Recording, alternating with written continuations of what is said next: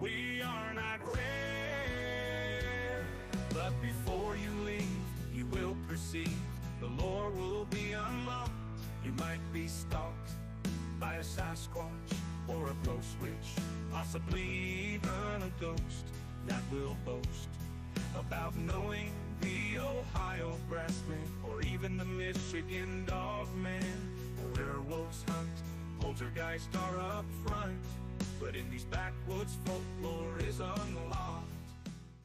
Welcome back to Folklore Unlocked. I'm Austin, and like always, I'm joined by Ethan. Yep, hello again, everyone.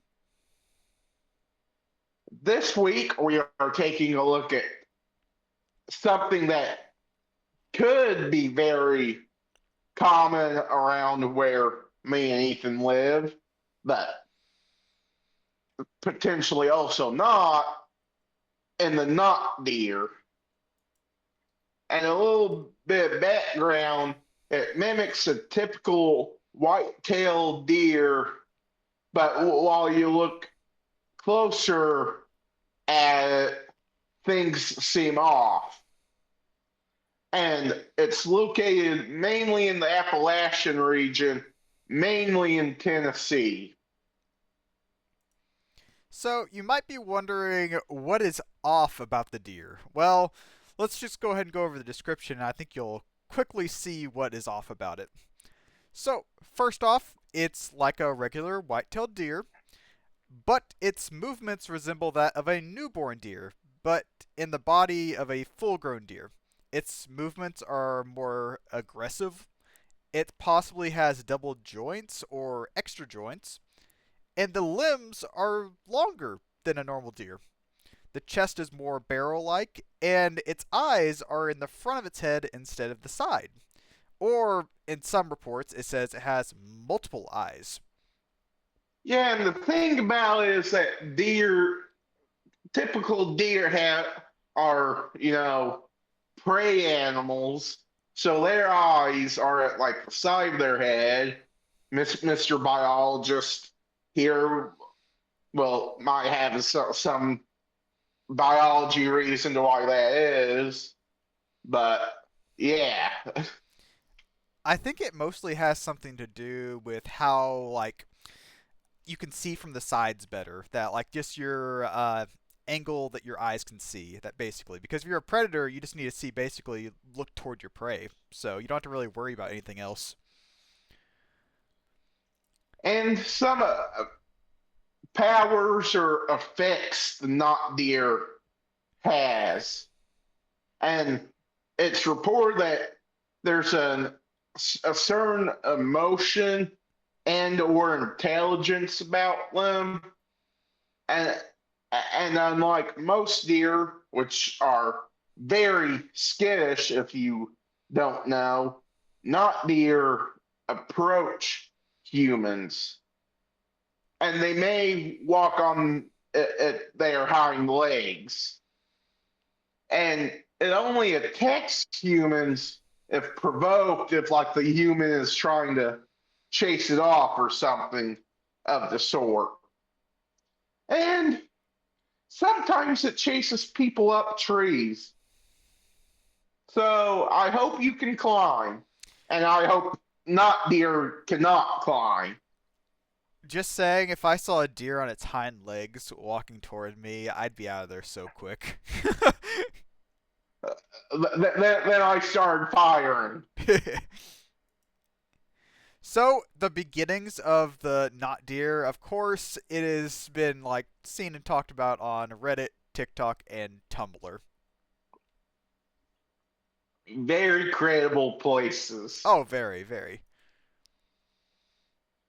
And we're getting into some possible explanations and theories on what the not deer could be or it might not be. And the first explanation is that it's a kangaroo that could have escaped from a zoo or circus, which would explain it being on its hind two legs, it being more aggressive, and chasing people up trees, and for the most part, especially at night, it would seem to have the same coloration as a normal white-tailed deer. Yeah, I can kind of believe that explanation. It makes sense. Makes some relatively sound sense. And then we have explanation 2. So, explanation 2 is that it could be a deformed deer combined with possible sleep deprivation. And the deformities could cause the unusual walking patterns and the head shape where the eyes are in the front of its head. Sleep deprivation from the witness could cause the feelings. And that just means of the emotion and intelligence. Okay. And the third and final explanation or theory that we could find is that it's a sick deer suffering from chronic wasting disease or CWD, aka zombie deer disease. And it's caused by a prion, I'm not sure how to pronounce that, which is a misfolded form of a normal protein, and the misfolded form has been shown to be capable of converting normally folded, yeah, that word, prion protein. The disease is progressive and is always fatal. The first signs are difficulties in movement, behavioral changes also occur in the majority of cases, including decreased interactions with other animals, listlessness, lowering of the head, tremors, repetitive walking in set patterns, and nervousness. And also loss of fear of humans and appearances of confusion are also common. As I say, prions are one of those things you don't want to mess with because there are not any cures for it.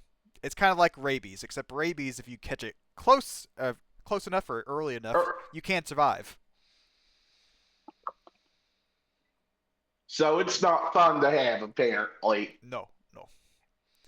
And, of course, it kind of has connections to the Wendigo because CWD is likely the root to the modern day Wendigo sightings.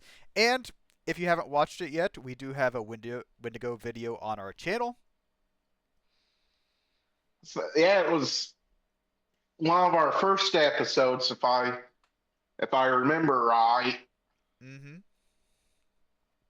And of course, it being connected to the Wendigo and all of that, it's been multiple pop culture, or it has made multiple pop culture appearances, and the trading card game that believe failed, Manizu Cryptid Nation, it appeared in an Adventure Time episode called "No One Can Hear You." It's SCP-6448 in the SCP Foundation universe, and the deer from the Roblox survival game 99 Nights in the Forest is believed to be a not deer, though I don't think it's ever been definitively confirmed by the creators of that game to be a not deer. That Adventure Time episode is very unsettling, I have to say. At one point, the deer just gets up on two legs, and then, like, it just takes off its hoofs on its hands and just, like, walks away. And it's just always kind of just stuck with me. Oh. What the hell, Adventure Time? Adventure Time's really weird. I'll be honest. And moving on to our thoughts from that little adventure time. I think it's just a modern day urban legend combined with, zombie deer disease and or a deformed deer. So I was telling Ethan before we started recording, as a deer hunter, though we're not in the Appalachian region, that I've never saw a not deer or something, or a deer that I believed was a not deer. And I've never heard from somebody personally telling me that, hey, I saw not deer. So I don't think not deer actually exist. And from what I hear from that is, I think that sounds like someone that's seen a not deer and doesn't want to say that he's seen a not deer would say. Okay, I've never knowingly seen a not deer. There you go. I think it's like, even though the kangaroo aspect kind of is believable, I feel like most people would know a difference between a deer and a kangaroo most of the time, other than if it was at night. But I think it's most likely a deformed deer because of the eyes being on the front of its head, and then also the limbs and joints being different. But I think it also might be somewhat combined with the chronic wasting disease because of the behavioral changes, because of it, like, losing the fear of humans, chasing after humans, and possibly walking on its hind legs. I feel like those are definitely behavioral changes. So I feel like, Yeah, big time behavioral changes. so I definitely deformed, and most likely probably chronic wasting disease. So Yeah. I mean, uh, like we kind of alluded to earlier, we're from a place where there's a bunch of white-tailed deer around, so we kind of know what they look like, what they're supposed to look like. So kind of take us at our word that it's probably just a deformed deer, possibly with chronic wasting disease. Of course, we're not necessarily experts in deer here, but hey, that's why you tune into Folklore Unlocked. We're not experts. We just present what we know or find. really, out of all the stuff we've done, this seems the most real because of how many deer we have around and how likely it is. Because, like, every deer you walk around and see or whatever, driving around or whatever, it could be a not deer. You never know. Exactly. But I think that's all we've got for this week. Any last words, Ethan? Just thanks for watching, everyone. Thanks for watching on YouTube. Drop us a like, comment, and subscribe. If you're on Spotify, drop us a follow and a comment, and we'll see you next week. You might wake up beside Spearfinger with an extended visit from Jack the Ripper. But if you're lucky, it'll be an angel on that range hill of Louisiana. You might meet Mary Laveau or the Road. At Folklore Unlocked, Austin and Ethan concoct their theory of the eerie and unexplained around the world, sometimes even the underworld. The lore is locked behind secrets, the folklore is meant to be unlocked. The Sokoloo is haunting NC as well as Tennessee. There are many giants that might be clients of the Dark Watchers, who might have psychokinesis. And the phantom time hypothesis is like a phoenix, coming back around again and again. The laser strain on your brain, if you've got more than 2 brain cells in you.